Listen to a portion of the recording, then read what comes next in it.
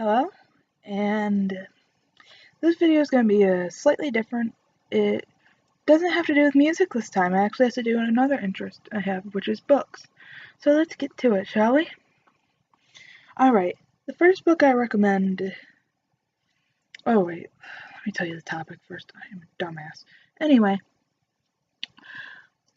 this video is going to be about books you should definitely read at some point in your life. Alright. Number one, you should definitely... So many choices.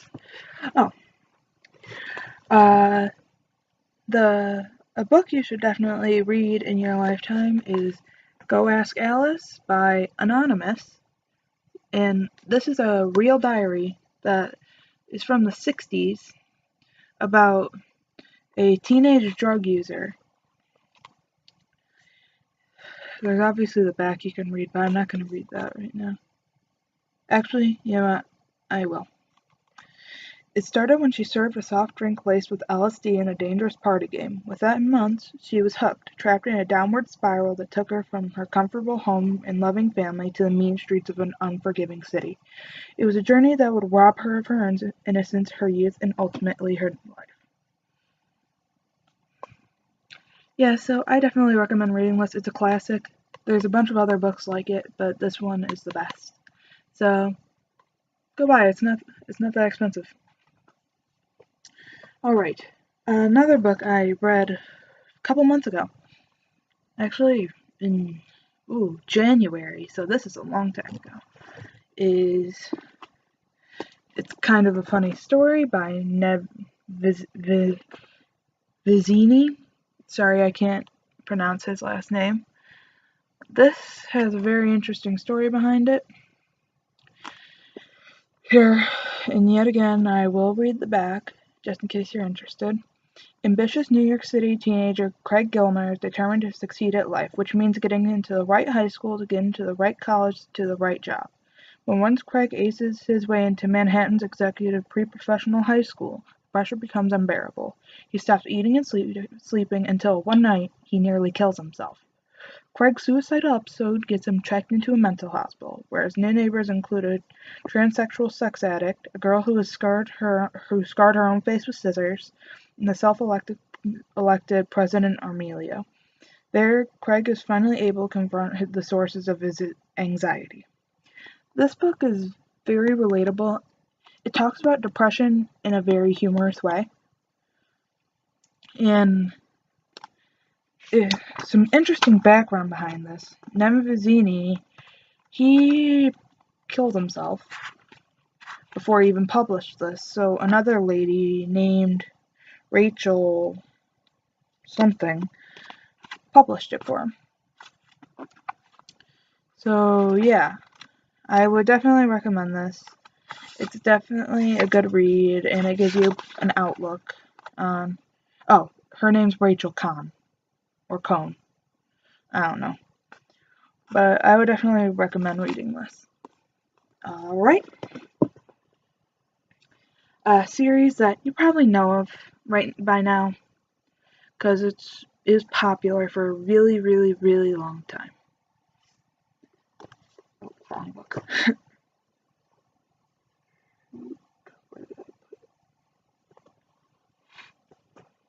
Well, I'm an idiot. Where is it? Cool, you get to see me look for... Oh, found it. The Maze Runner by James Dashner. James Dashner is one of my favorite authors, if you wanted to know. He made this series, which I really like, along with another that I'll talk about in a minute. That one that's very lesser known. Alright, as tradition, we'll read the back. If you ain't scared, you ain't human. When Thomas wakes up in the lift, the only thing he can remember is his name. He's surrounded by strangers, boys whose memories are also gone. And here's a quote. Nice to meet you, Shank. Welcome to the Glade. Outside the towering stone walls that surround the glade is a limitless, ever-changing maze. Its only way out, and no one's ever made it through alive. And another quote, everything is going to change. Then a girl arrives, the first girl ever, and the message she delivers is terrifying. Remember, survive, run. This is a very good series. I know there's... Here.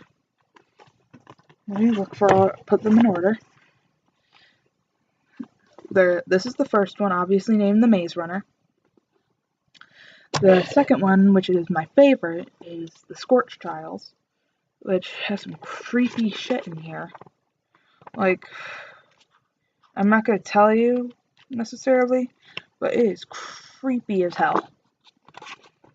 The third one, which is okay, is The Death Cure, which is the last book of the first story, and I'll tell you what I mean by that in a minute.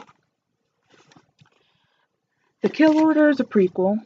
I personally was not fond of it, and there's another one after this called The Fever Code of How the Maze was Made. I'm not sure if I'm going to try to read it. I'll probably do it, but I don't know. Alright. The last books, I should say, are the other series by James Dashard, the Mortality Doctrine series, which starts off with The Eye of Minds. I'm rereading this for, second time, because, oh my goodness, this is amazing. It's kind of long. It's like 302 pages. And I got this book a long time ago. Alright, there's not really much of a description. Oh, here, the description's on the inside this time. I'm not reading this entire thing. Just telling you that now. Actually, screw it, I will. Michael is a gamer, and like most gamers, he almost spends more time on the Vertnet than in the actual world. Vertnet offers total mind and body immersion, and it's addictive. Thanks to technology, anyone with money can experience fantasy worlds, risk their life without the chance of death, or just hang around with Vert friends. And the more hacking skill you have, the more fun. Why bother following the rules when most of them are dumb anyway? But some rules were made for a reason. Some technology is too dangerous to fool with, and recent reports claim that one gamer is going beyond what any gamer has done before. He's holding players hostage inside the Vertnet. The effects are horrific. The hostages have all been declared brain dead, yet the gamer's motives are a mystery. The government knows that to catch a hacker, you need a hacker. And they've been watching Michael. They want him on their team, but the risk is enormous. If he accepts their challenge, Michael will need to go off the Vertnet grid. There are back alleys and corners in the system human eyes have never seen, and predators he can't even fathom. And there's the possibility that the line between game and reality will be blurred forever.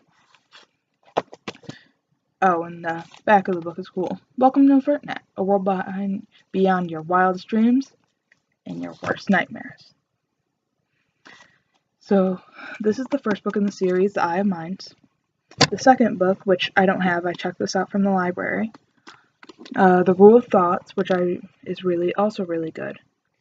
And one I need to start reading after. Well, I'm not quite done with this one yet, but I'm going to be done soon. It's very good. And the last book in the trilogy, Game of Lives, which is like brand new. But this is also from the library, so let me just put these here. I just want to share that. And there's not a whole lot more to talk about. If you want to see my flute,